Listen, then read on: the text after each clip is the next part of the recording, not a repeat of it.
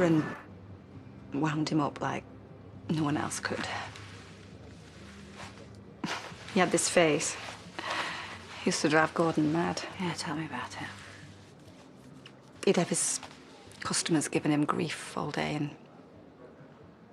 he'd come back home to Aaron's back chat. He took it out on him. There's no denying.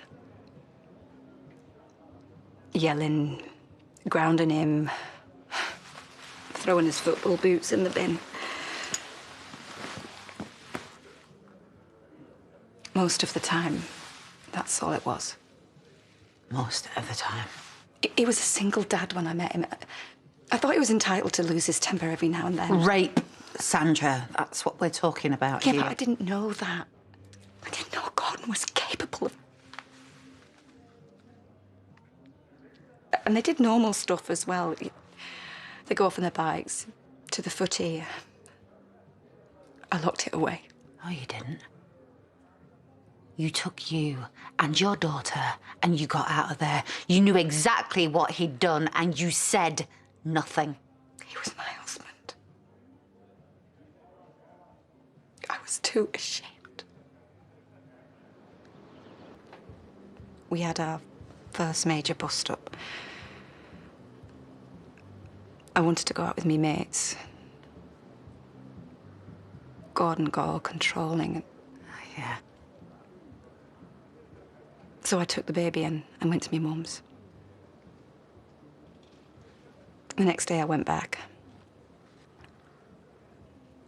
And I found Aaron's pyjamas in the bin outside.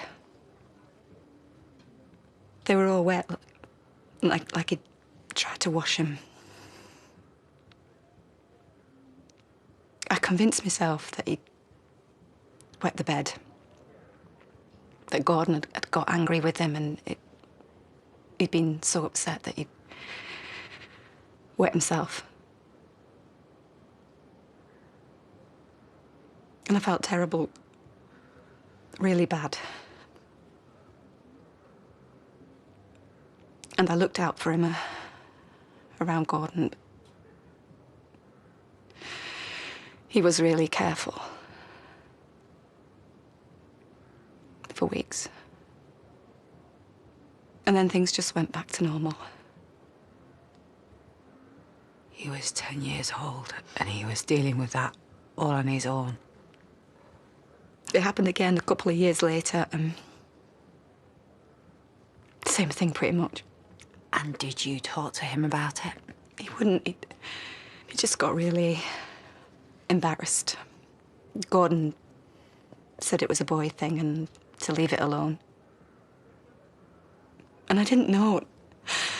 Not for definite.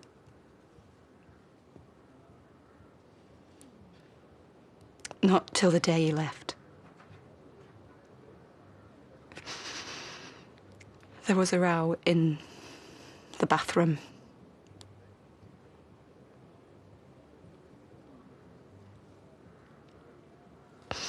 Aaron said, "You can't do that to me anymore."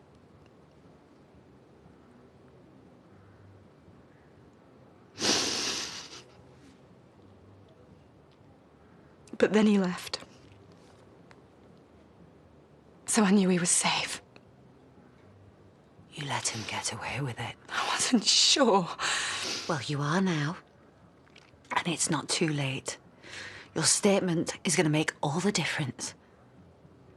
What statement? I'm not going to the police.